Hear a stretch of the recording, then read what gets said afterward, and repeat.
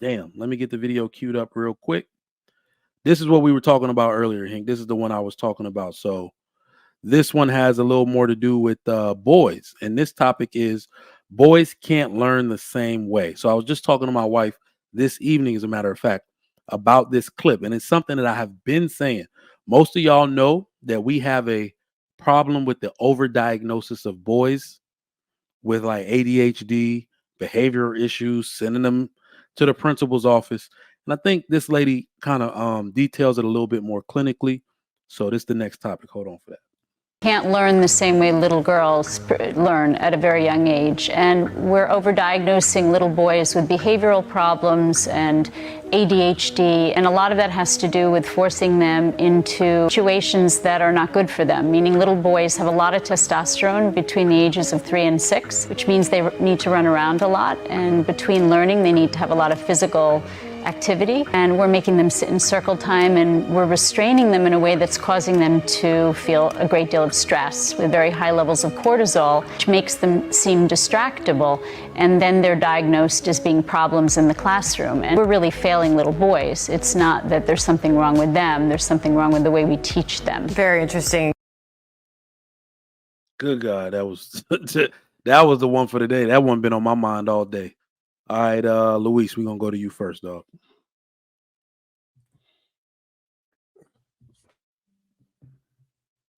Oh damn. Okay. Boys can't learn the same way. I agree. That's very, very true. Especially kind of growing up in the public education system here in America, especially out where I'm from. I saw a lot of people have like all these, put in special classes or told that they need to be diagnosed, and there was nothing wrong with them. A lot of them were highly intelligent. It's just that the learning environment in the curriculum, how they're set up, they're just not conducive for those young boys. You know what I'm saying? We all don't learn the same. And I think that the educational system right now keeps changing, revolving in such a way where it doesn't acclimate towards boys, right? It's more catered towards girls.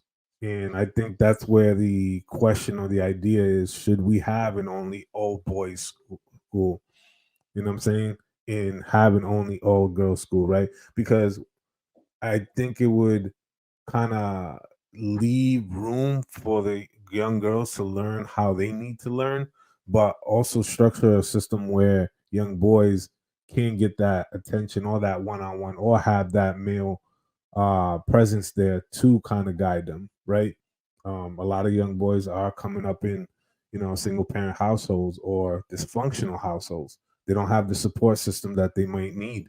They might not have all the resources, things like that. And sort of once you put them in an educational system that doesn't tailor to them or understand that, they need that space to kind of roam and be curious and, build the educational system in that manner for young boys within that age who are growing rather quickly, right?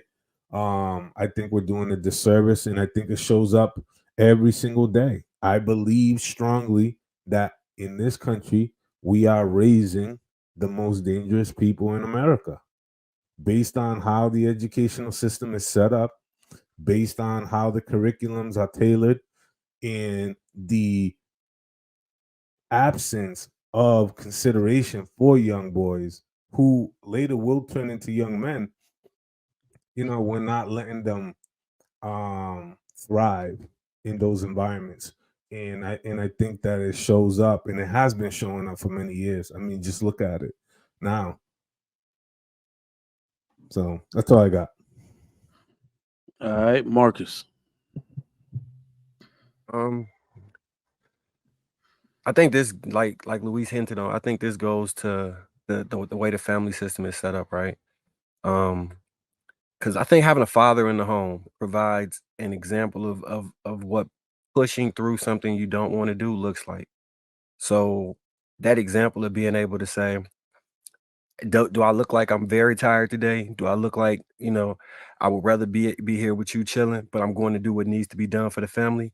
It embeds in them a sense of work ethic, which teaches the child to push through the things that they're struggling with. I know in the learning system right now, they're developing new ways for boys to get fully acclimated into the school system. Because I remember when I was young thinking like, man, I can't use this today, I can't use this tomorrow. That's not gonna make me no money this week. I don't really want to do this. It's pointless for me, you know. But if I could have had it applied to me in a way where I understood how it would be beneficial in the long run, because it didn't make logical sense. It just seemed like I was spinning my wheels just to be doing something. It seemed like busy work. As you get older, you see that you need to stack up on things. But even that perspective, a man would have to provide so to appeal in a way where a young boy would be able to understand it. So I think boys can learn the same way, but they need male there to discipline or teach them how to move in that direction. And I think when you lack in that, you're gonna have men that will not be able to sit still because they don't possess the discipline. They never got trained to really just operate in that sphere of behavior for school. They had some fathers came to the schools because they was having fights and all this other stuff at I forget the name of the school. Trick Mike, you probably know what I'm talking about. Where like 7 or 8 fathers came in and they start sitting in the classes and those kids had a drastic turnaround like that. I I think that the discipline that men provide, Louisiana. yeah, the discipline that men provides a way for them to be able to learn and excel in school. And because it's not a lot of men that are there active on the ground boots in these children's homes when you have single mother households or single parent households, that's the result. 25.7% of teachers are male. So that means that there are 75% women who are teachers compared to only 25% male. It's the numbers are drastic. It's not really a balance. Man, not only that's a huge part about it, because that's an aside of this particular topic, but even the response from boys to their male authority figures versus their female authority figures is completely different. So I'll just go on this because, like I said, I've been thinking on this all day. As the funny part about it is, I think we have created a culture that not only has done a disservice to boys. I'm starting to think there are some people that prefer it this way. I, that's a conspiracy theory of sorts, but what it is that because so many boys get wrongfully diagnosed with ADHD and different things, this is where we get this culture of women think they're smarter and or better than men. It's all it stems from the same poisonous tree. You should have seen boys in school. They so stupid they can't sit down. And to Luis's point, they need to have their own schools. You go all over the world, you will see boys' school. Now, Rashada asked a very, very good question. I love when people ask these questions. So, how do we teach them?